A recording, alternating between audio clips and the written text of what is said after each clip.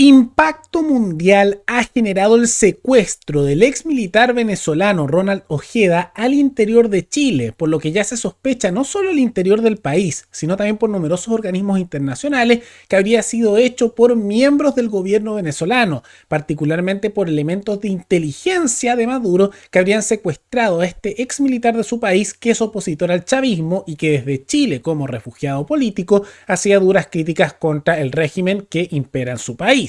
Y vamos a observar un poco lo que ha mostrado esto, en parte la debilidad completa del sistema de inteligencia chileno, como también la curiosa falta de respuesta de sectores del oficialismo y la tibia reacción del gobierno de Boric ante esta situación, que más allá de hablar de una querella y preguntarle al gobierno de Venezuela si lo habían hecho ellos, no se están preocupando mucho más. Y vamos a ver por qué es esto, en medio además de revelaciones de miembros de la oposición venezolana que ellos tendrían pruebas con documentos de que durante el llamado estallido el gobierno venezolano habría dirigido y apoyado para que ocurrieran los daños y los ataques que se dieron durante ese periodo. Todo eso lo vemos a continuación.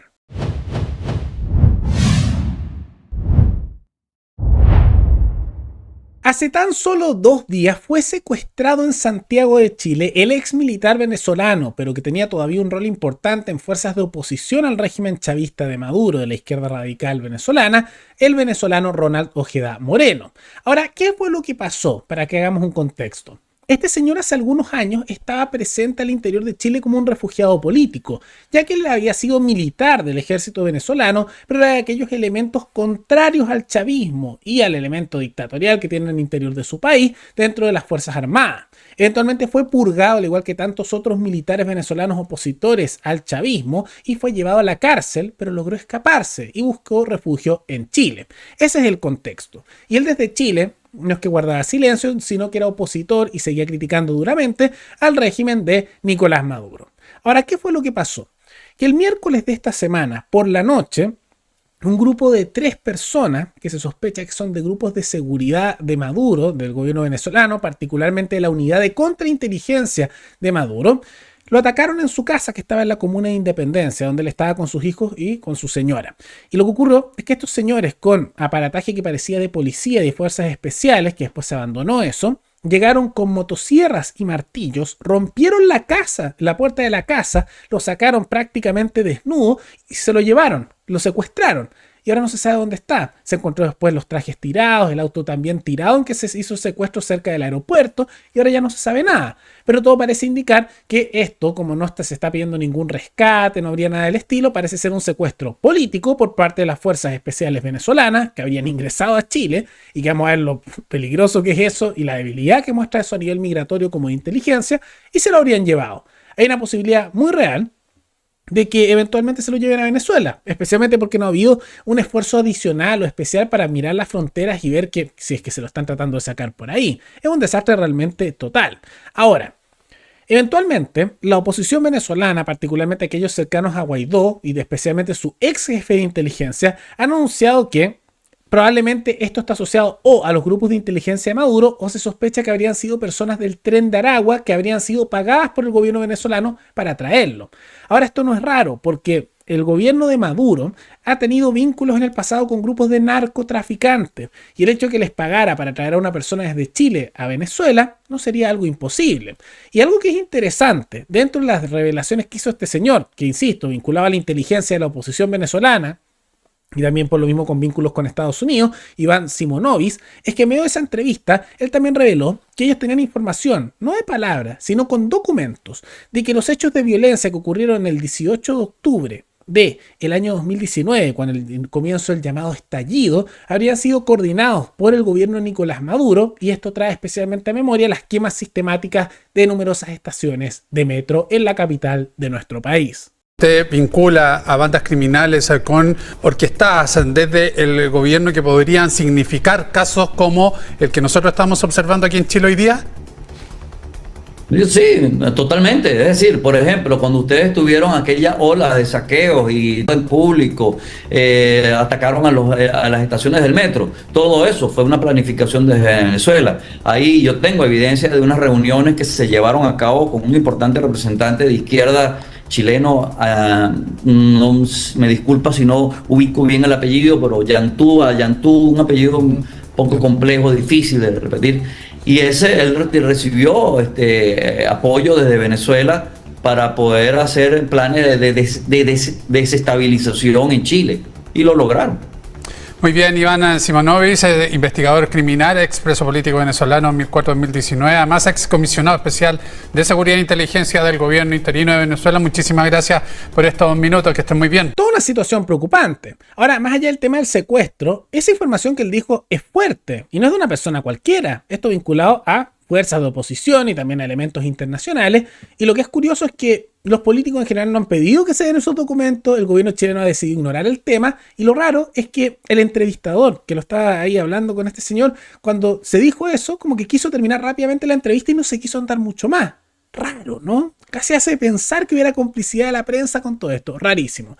Pero volviendo a todo eso y la vinculación que eso podría tener con la quema de las estaciones de metro, que recordemos que curiosamente cuando fue el estallido, como se le dice, se quemaron simultáneamente más de 20 estaciones de metro al mismo tiempo. Nada de espontáneo, desde la misma fecha nosotros decíamos que había algo raro ahí.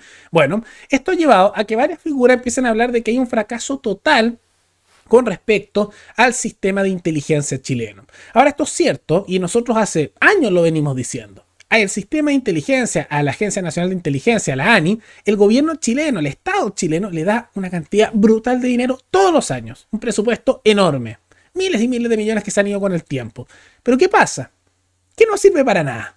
Es como la plata que se lanza a la basura, porque no mejora la inteligencia. En el pasado hemos visto cómo no se lograron detectar con tiempo todos los ataques que se dieron el 18 de octubre. También vimos posteriormente cómo ha habido filtraciones constantes de la información secreta, tanto de los gastos militares como de los planes secretos de ataque y defensa del Ejército de Chile. Ahí la Agencia Nacional de Inteligencia también brilla por su ausencia. Y ahora de nuevo, pareciese ser que hubieran llegado figuras de comandos venezolanos al país y ellos ni se enteran. Y ahora también que están todos atentos a nivel mundial, porque esto salió en la prensa mundial, tampoco reaccionan, ni se enteran. Un fracaso total, ¿no? Pero sigámosle enviando el presupuesto todos los meses, millonarios, para que brillen por su ausencia. Total, hay que pagar los sueldos de aquellos con sus vínculos políticos de lado.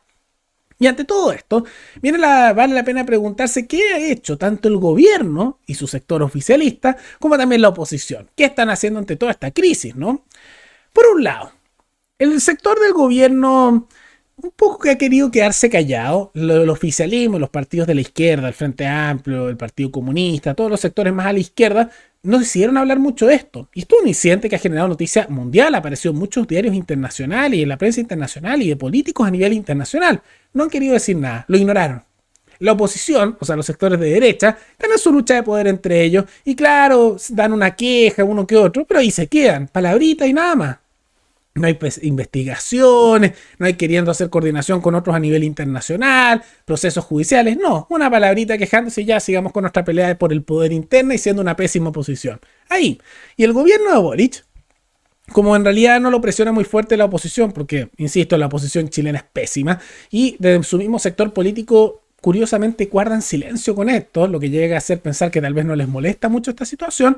Lo único que han hecho es lo típico que hacen cuando pasa cualquier cosa, incluso en Chile, y no quieren que ocurra nada.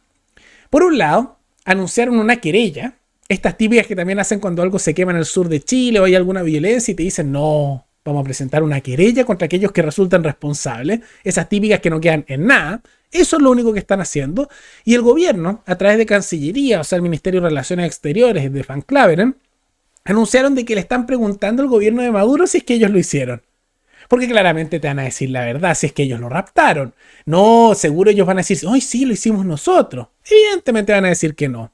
Entonces, claro, están haciendo algo, pero es lo mínimo de lo posible. En la práctica están haciendo las querellas que no sirven para nada y una consulta que tampoco sirve para nada. Es como para mostrar de que hicieron algo, pero hay cero interés real de buscar una solución. Y esto es preocupante porque muestra, por un lado, una debilidad total del sistema de inteligencia chileno. Una vulneración total, que muchos lo sabemos de hace tiempo y lo advertimos, pero que se ve ahora en la práctica, de las fronteras chilenas.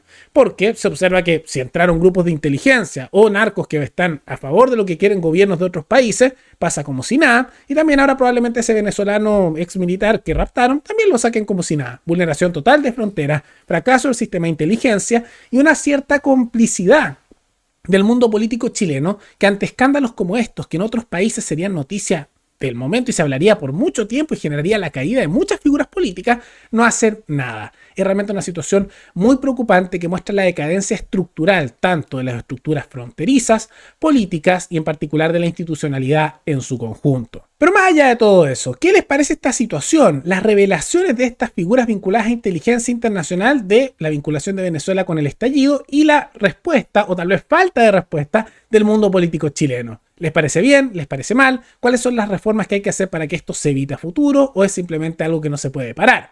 Todo eso pueden comentarlo abajo. Y antes de terminar, quisiera agradecerle a los suscriptores Marcelo Cruz Mella y Patricia Ambiado, que se convirtieron a los suscriptores más recientes en decidir hacer un aporte mensual al canal a través de la comunidad de YouTube. Así que muchas gracias, se los agradezco mucho. Y gracias a aportes como el suyo y el de otros suscriptores, que este proyecto sigue adelante y se mantiene independiente. Así que si alguno de ustedes quiere hacer un aporte voluntario único por Flow, o por criptomonedas, o un aporte mensual por Patreon, o por la comunidad de YouTube, pueden decidir hacerlo mirando el comentario que se encuentra fijado abajo. Y también pueden apoyar este programa comentando, dando like y compartiendo este video en sus redes sociales. Nos veremos en el siguiente programa. Hasta luego.